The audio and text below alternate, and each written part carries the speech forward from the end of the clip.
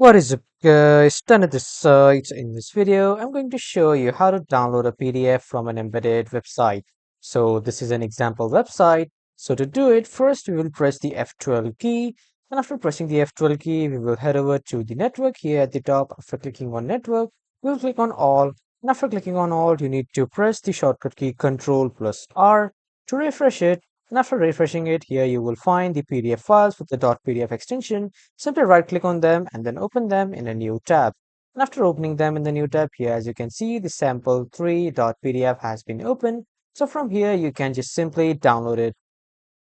Here, as you can see, this PDF is open, and from here at the top, you can see the download option. This is the download icon. Simply click on this, download this file, and then this will start downloading this PDF file.